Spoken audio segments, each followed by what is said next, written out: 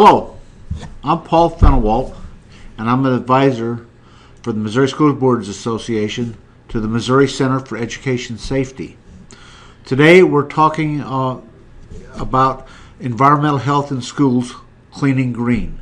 And this is the fifth in the series of webinars on this topic that we're holding over this year to promote cleaning green and environmental health in the schools in the state of Missouri. One of the things that our webinar today is focusing on is the topic of participate. It's so important, I believe, that people at all levels, from the associations and the organizations that promote education in the state of Missouri, and especially environmentally safe and healthy schools, to you, the individuals that are at that community level, ensuring that our schools are healthy and safe. And we're going to talk about how we can collaborate together to ensure that we're having the safest, the most environmental healthy schools we possibly can. To stress to you the importance of this topic, I'm joined here in a minute with Dr. Carter Ward, who's the Executive Director of the Missouri School Boards Association. And he's going to talk to you about his perspective of how everyone needs to be participating in ensuring that we're working together towards healthy, environmentally safe schools. Here's Dr. Ward. Hello everyone, and welcome to the latest in our series of webinars on environmental health for education. Last month's webinar addressed the issue of responsibility. At MSBA and the Center for Educational Safety, we understand that the student's safety starts the second they set foot onto a bus and grab the handrail, as well as when they walk onto school property and grab the door to the building. Previously, we discussed the proactive measures we can be taking to ensure environmental health in our schools. The series explored practices and policies that are truly environmentally healthy, not those that just give the appearance of a clean environment. We also have talked about infection prevention by exploring the best practices that are outlined in several of the recognized and accepted green cleaning publications. This month's focus is on participation. It examines what steps you can take to ensure your district is moving in the right direction on the topic of environmental health. Experts estimate that more than 1/3 of our community members come in contact with a public, private, or parochial school facility or bus every day school is in session. The health and well-being of our students, our staff, and our communities is greatly impacted by the activities of every individual in your school system, including the custodial staff. Thank you for participating in this webinar series. I would also urge you to invite others in your school to participate in this webinar series as we move forward toward our annual School Safety Conference in October, where we will be offering a certification class on environmental health for schools on October the 3rd. Thank you. We're joined here today also with David Thompson, the Green Clean Institute, who's partnering with us on this series of webinars. David? Thank you very much, and welcome to everybody this morning, and we hope that your month is going as well as ours. We had a little bit of technical difficulty, and we appreciate that you have stuck with us and are viewing it today. As we talk about this issue of participation, one of the things I'd like to point out at the onset of this is 90% of us just kind of, I guess we're kind of lurkers. We kind of look at things, we see what people are doing. 9% nationwide are actually, we do a little bit, we do some, we want to try to think we're doing something, Paul, but you know what? Like you and me, there's only 1% of us out here kind of lonely. Well, and like I've tried to point out to people, I ask them the question, do you want to be part of the solution or do you want to be part of the problem? Well, we hope that we get more of those 9%, and we're actually looking for more of you 90%ers out there, so hopefully you can join us 1% and we won't be so lonely anymore. What all of this comes down to is that we just need to learn more about the issues, and that's what this whole webinar series is about. We want to help you learn as a frontline worker, as an administrator, as a homeowner. What can you do to participate and actually improve your health from a knowledge standpoint? It's, David, I think about learning about the best practices and then putting them into action. Well, and that's it. The Missouri Green Cleaning Guidelines and Specifications for Schools was adopted and put into law in 2009. We at the Institute have our own best practice standards. We're going to talk about these more. Matter of fact, next month's webinar is going to be solely about the Missouri Green Cleaning Guidelines.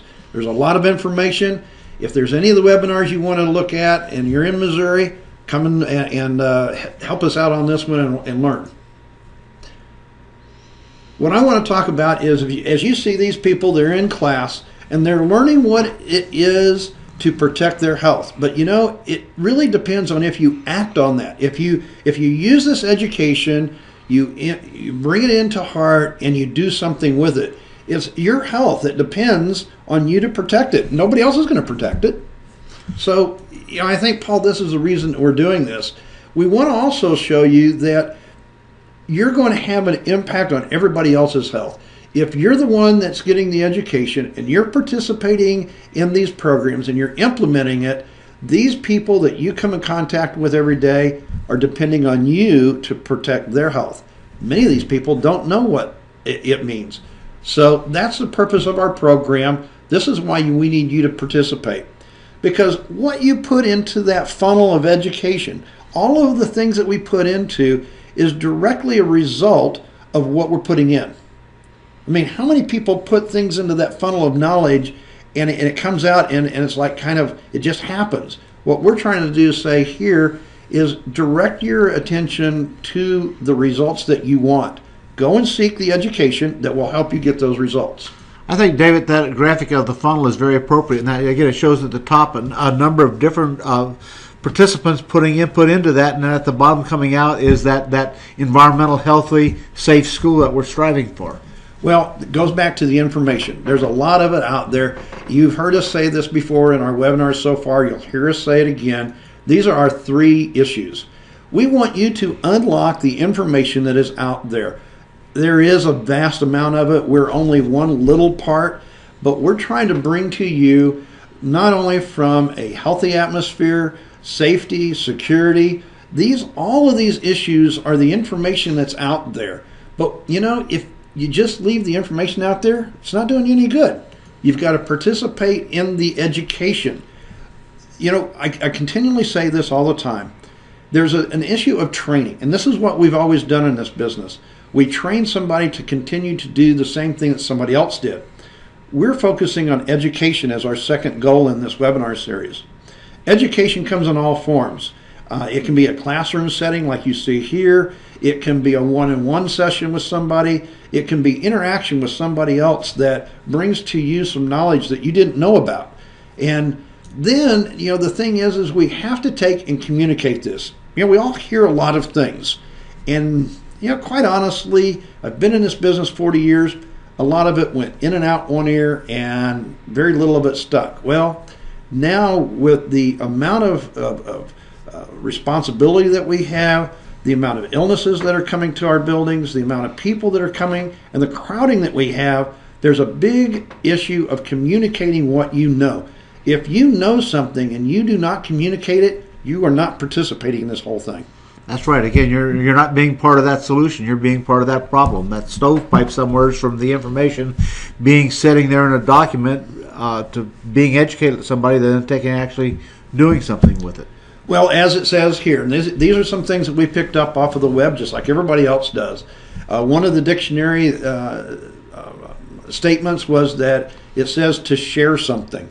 If I don't share with you, Paul, my knowledge, how can I expect to help you?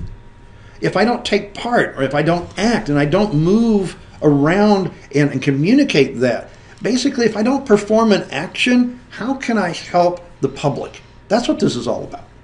Kind of the old adage, no person is an island. And again, especially when we talk about environmental health and cleaning green, again, it's a teamwork effort. And part of that is that knowledge and sharing that knowledge with the team. So part of that team is student transportation. Whenever you're in a school, think about it this way, folks. You know, I know though in the cleaning business, we think about what happens inside the building. But you know what? We start our responsibility as a school when that student grabs on that handrail, just as Mr. Ward said just a minute ago. When that student steps on the bus, grabs the handrail, our responsibility in school starts to their health. It also continues as they're at school and they go home. So here's some things that a person said here recently when we were interviewing them. I think you know some of these people in the student transportation, Paul. Yes.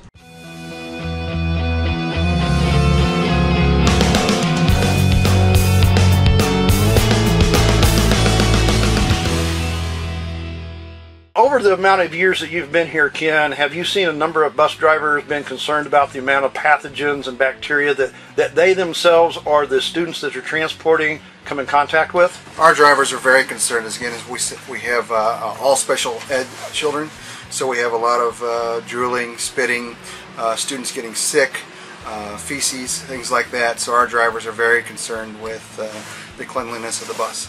And I know that you're at the special school district, but would you say that you have more or about the same, or is there a very big difference between what you come in contact with and say just a normal K through 12 school? I would say that we probably come in contact with more bodily fluid.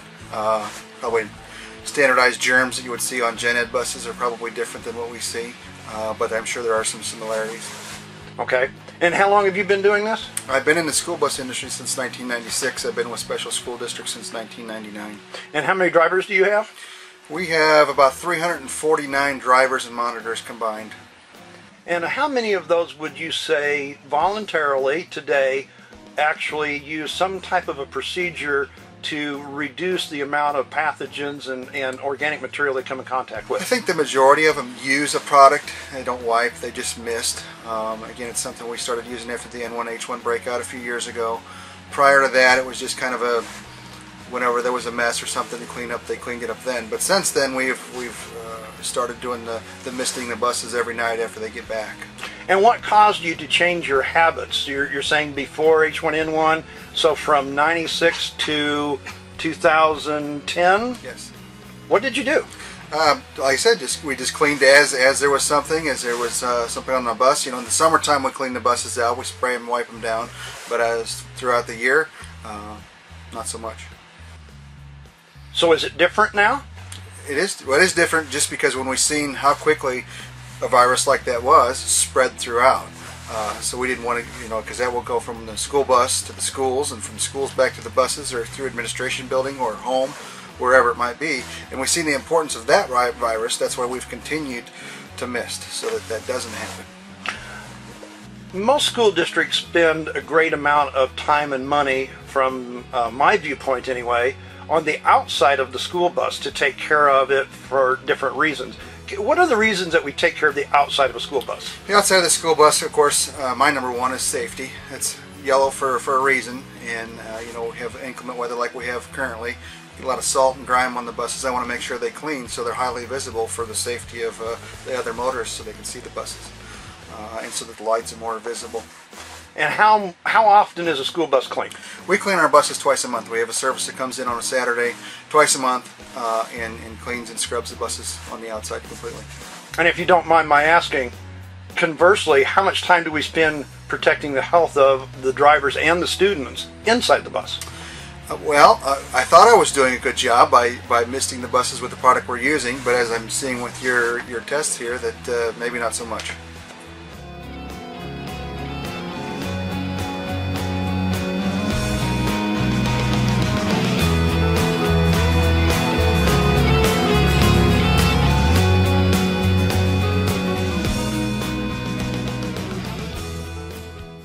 Well, Paul, as you see, Kenny had a lot to say about cleaning buses and the transference of items from one bus to the other in schools. And yeah, and I think it's important to note that, are they clean or are they environmentally healthy? And there's two different levels there. And that's very important to keep focused on, that environmental health part of it, in addition to being just clean.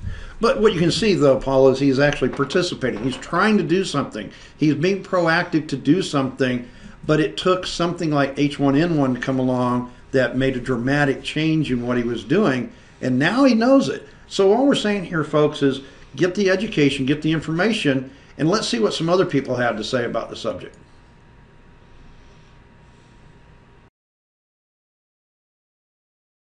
My My name's Angie Chandler. I'm a principal at Cedar Ridge Elementary in Columbia, Missouri, and I've been a principal at this building for 4 years and worked as an administrative assistant and assistant principal at a middle school here in town the 4 years prior to that. If you look overall at our attendance, I think over the years you have certain years that are worse than others, but over time that we have noticed, we've experienced students that are making it to school more often than not.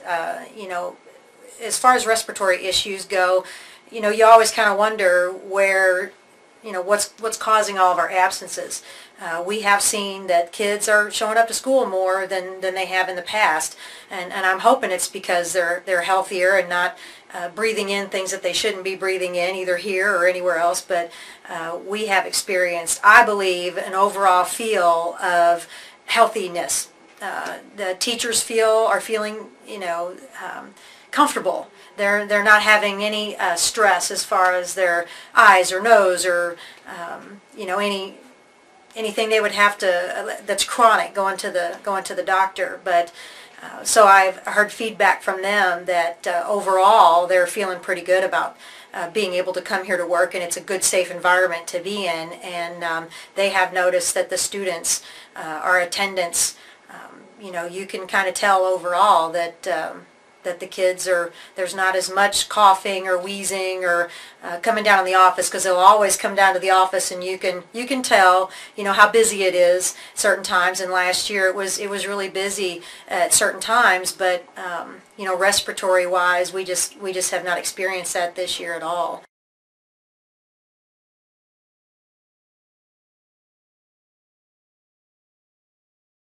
So I feel like our tables are better.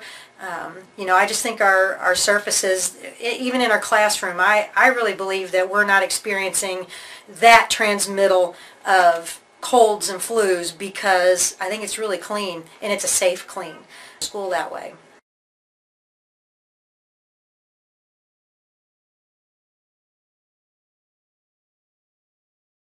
I think we've had more people understand that it is safer what we're doing, and that it's cleaner for their child, and the atmosphere is clean. The smells are the odor that's associated with chemicals is not around, and a lot of people will complain, even adults, that those type of odors really bother them. So we had just as many adults in this building that didn't like odorous chemicals as much as the parents. So I think the parents appreciate the fact that we're working on that, and we're trying to find something that's good to the environment and good to our bodies. Because over time we're experiencing in many different areas of life that things over time you don't understand how it affects you until it's too late.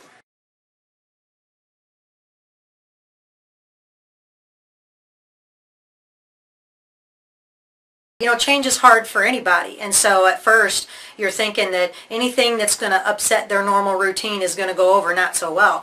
But in this case, we got new trash cans and new trash can liners due to this too. They like the shape of the trash cans. The opening is wider for them, and the bags fit really well. They don't foof in when something messes up or it's too loose or anything. So the bags fit, and it's not the old metal trash cans that get rusty and can have a dangerous edge on them. They're all plastic, and so they really liked the change of the trash cans. They liked the fact that we have the ion spray down there at the cafeteria. They appreciate that we're not putting harmful chemicals in the atmosphere.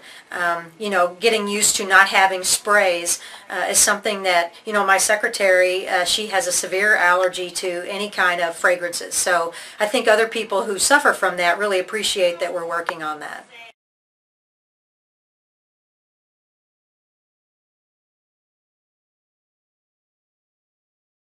I think we're doing our part.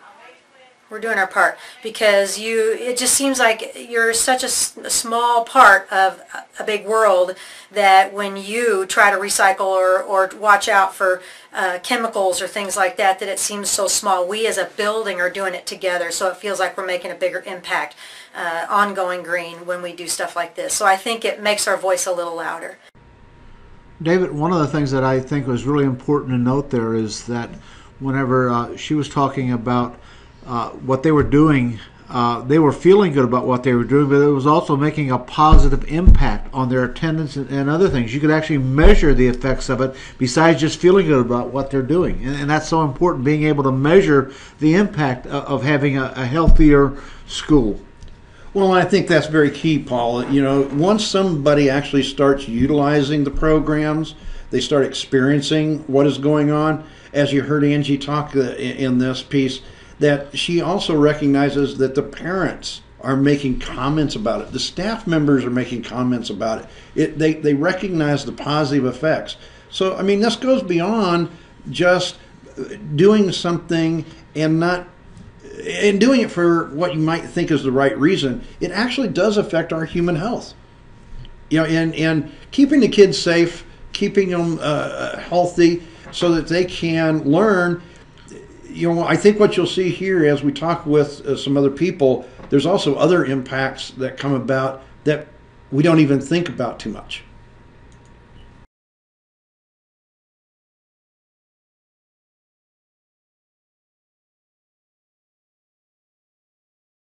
My name is Troy Hogg, and I'm the principal at Thomas Hart Benton Elementary School in Columbia, Missouri.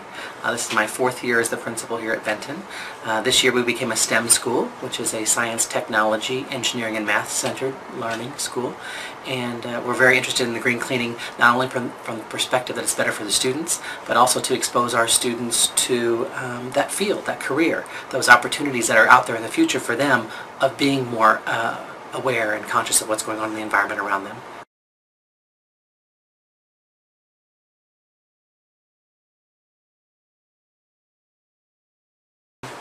I think that the change in the green cleaning has had an impact on our students who have allergies. What I would have previously attributed to outdoor allergens probably wasn't all outdoor allergens. I think it was indoor allergens as well.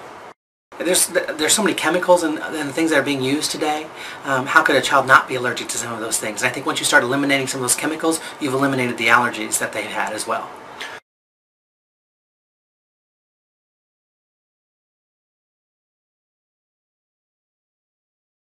And I think people understand the impact that a student's absence has on that child. But the absence of a teacher affects 30 children at one time. And there's a lot of research out there that will tell you that when teachers are absent, when they're not there teaching, that the students are suffering. Their academic achievement is suffering tremendously. And so you need to have your adults here at all times. And I think the adults are more aware of what's going on.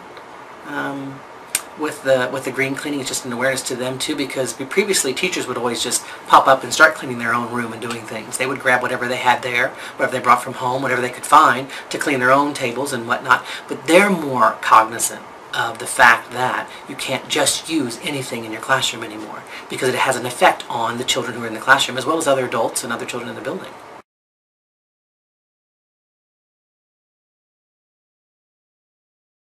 I think people notice when things are dirty. People notice when things aren't healthy. But when they are healthy and they are clean, people don't make as many comments because they don't notice it, because it looks good, it smells good, it feels good. So I think it's not a matter of getting more compliments for what we've done in the building. It's that we get less complaints for what we have in the building. You know, Paul, I think one of the things I want to speak about what Troy had to say here is he made a very distinct point that whenever the building isn't healthy, it affects the teachers, and if they're not there, it affects 30 students, 32 students. It affects more than just one person. I think that's a very important point, David, that again, it's kind of that community approach to stuff, but certainly in order for the students to learn, well, they could have a substitute teacher there. It's not going to be as good an environment as if their regular classroom teachers there day in, day out, who knows the strengths and weaknesses of each one of those students and tailors their instruction accordingly. And so anything we can do to make for sure that we don't disrupt that system is a good thing to do. Well, I think the other point of environmental health that he talked about is that, you know, we used to always just bring in whatever we wanted to. The teachers did, you know, even staff members did. And through the Missouri green cleaning laws that came about in 2009, it actually has specifications in there that prohibit us from just bringing in anything that we want to, because we're creating basically a toxic environment from all of the different products that are brought in. The schools are now recognizing they're responsible for this health of these students and the staff, and they're prohibiting this. Well, and again, that all goes to that participating, that education part. I know, that, again, teachers are well-intentioned, and they were before when they were trying to bring something in to clean. But now, with the education, they know that, hey, there's maybe a better way of doing this, and we all need to all get on that same page to make for sure that we're moving this forward in the right direction.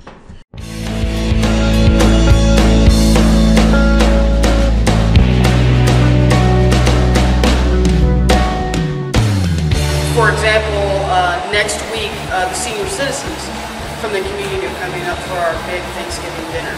And the thing I like about it is that I know that this group of 100 senior citizens are coming, but because of the practices we use on a daily basis, right, we're not going to make anything special. We're just going to keep cleaning the way we did. Right. So no special event cleaning, just no event. We have VIPs coming. We have to do something special. This is just your usual daily routine. This is all the time anyway. This is our daily routine, and that student right there is just as special as anybody else.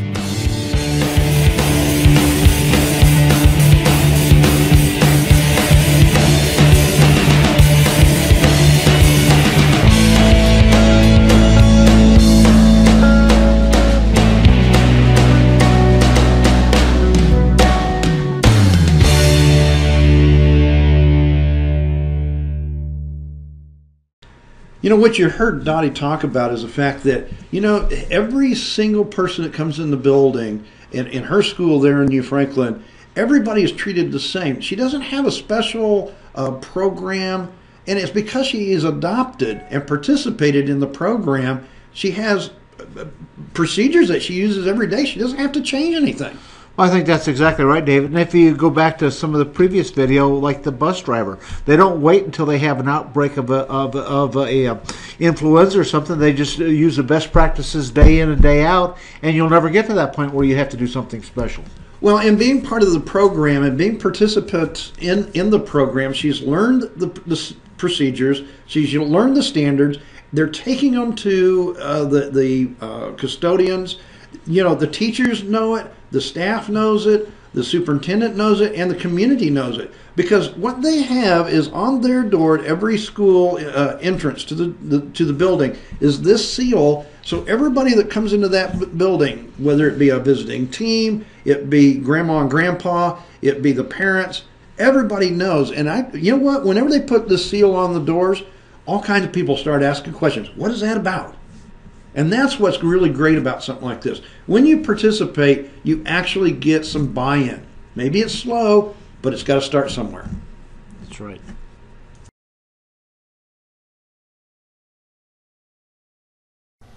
A Rolla-based group recognized Columbia Public Schools today for using eco-friendly cleaning techniques. Columbia Public Schools is the third district in the nation to earn the Green Clean School certification. It joins Rolla and New Franklin school districts. Officials held a ceremony at Gentry Middle School this afternoon to honor custodians and construction service employees. The certification means these employees completed a one-day course on environmentally friendly cleaning procedures. The technique aims to reduce exposure to toxic chemicals for the thousands of people entering Columbia Public School buildings.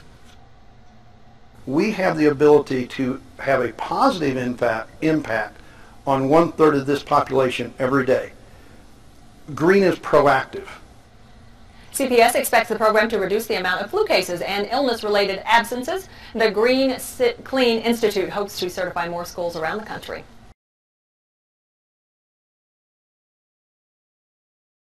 It is, when I was in East St. Louis, you know, and we were going through this, they were like, you got to remember, we're in East St. Louis. I said, it doesn't matter. You know, if you're doing your part and you're having a positive effect, here is 3 schools that we've put in, and they've had, you know, they're on the local TV station. We have the Chamber of Commerce. I said, wouldn't it be great for you to be in the news or in the public eye for something positive and something instead of all the negative that we always hear? Yeah, that's absolutely right. And again, this is, if it works in a major metropolitan school, it'll work in a small rural school. And again, it's showing the public, the parents, the community that you're doing something proactive. You're doing something positive to positively impact the health of their children, of their fellow neighbors, and everybody in that community. And this is the whole thing. The more that we can do the right thing and let people know. So what are you doing in your school? I know you're doing something right. Well, I want to tell you, as we go through this program, you're going to find the 180 best practice standards. And what it does is it recognizes your efforts that you're doing in your school right now. We're not saying you're doing everything 100%. Nobody is. But we all can do better. And that's what we're trying to talk about. So our program today has been about participation and getting involved. We are doing this to give you information, certification, and a way to communicate that you're actually working to protect individuals' health. And as you heard several people here today talk about this, it's the staff members, it's the bus drivers, it's you heard the gentleman had 300 and some bus drivers. That was only at one little small school district. How many people can you have a positive effect on if you really focus on the fact that this is about health, protecting health? This is safety and security at its most personal issue.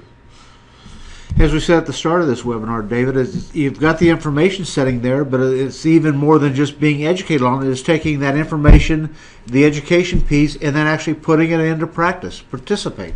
And this is exactly what I did. I've had the opportunity for about 2 years now to go to the 7th grade schools in Columbia. Last year it was Gentry Middle School. This year it was Smithton. And here's a group of students in 7th grade that are sponges. They're absorbing everything that we have to say. You know, whenever I started talking with this group of kids, they were like, we're going to talk about cleaning? What does cleaning have to do? By the end of the class, you know, I had 20 minutes to work with them, and they were all very happy to hear about it. They didn't have any idea that we were there to protect their health. They thought we were there to push the broom. It makes a whole difference. So get involved, even down to the point where you're talking with the students. There's a lot of people that need the information. The benchmarks are in place for us to do the right things. We're not the only organization that have them. The Missouri School Green Cleaning Guidelines are in place. We'll talk about that next month, and we'll show you some more ways. But what we're trying to say here is, if you look at this slide, this is part of our 180 best practices. And if you implement some of that understanding, some of that information, you start using it, you actually gain points. You know what? We all like to achieve something better than what we're doing right now. Paul, I don't think there's anybody that's viewing today that wouldn't like to be recognized for doing the right thing. That's absolutely right, David. Again, I think it's important. You can be doing some stuff, but if you can measure what you're doing, you can actually quantify that, if you would, such as you showed there through your program. That's so important to be able to actually document, hey, we're doing this, we're doing that, and we've got proof of that. Well, and Mr. Haggard up at New Franklin Schools received his second year certification, and he's very proud of it. He said, we will post this on the wall with the others as recognition of our stance on safe and effective school cleaning. You know, this is communication. This is letting the community know as they come and use his buildings. I'm so happy that the superintendent is taking an active role, participating, and letting people know that safe and effective schools is really what he's all about. Yeah, I think it's so important being recognized for something positive, not just being in the news because of something negative. Well, you know, we have a lot of choices, folks, and you're taking your time out today, and we appreciate that. You have many different paths. Everybody is at a different speed on this. You know, there's some schools that have been doing it for 8 to 15 years. Some schools like yourselves, maybe you're just now getting started. It doesn't matter where you are on your path or on your journey. Get started, participate, learn what you can do. We're here to help. Basically what we need is your participation. If you don't participate, you can't enjoy some of these positive aspects. You cannot really do the most you can for the students, the faculty, and the staff in those schools. That's right, David. And again, you can participate in a number of different ways. You can participate in this webinar series. If you, for some reason, are only catching this one and haven't caught the previous ones, you can go to David's website and catch archived versions of the previous webinars. You can participate in the rest of the webinar series, take the test, and receive a formal recognition for your participation. This fall at the Safe Schools and Colleges Conference, we're going to have an 8-hour certification course that you can participate, or you can participate in a number of other ways. But the bottom line is, get involved, get engaged, participate. I'm Paul Fenawalt with the Missouri Center for Education Safety, and thank you for your attention and participation in this webinar series. David? I'm David Thompson. I'm with GCI. We would just love to have you be at our certification program this fall. If you can't make it, join our webinars as we go. We would like to include you in our Green School certification. Wherever you are, wherever in the nation, wherever in the world that you might be, it still is about personal health and safety. Next month, our webinar is going to be at the scheduled time, and we apologize for our technical difficulties from this month, but hopefully next month we won't have those again. Next month, it's going to be on the Missouri Green Cleaning Guidelines. We're going to go through them in quite some detail and help you get an idea about what we're really looking at as far as some of the things that you can do. We appreciate your time this morning, and as always, have a great month.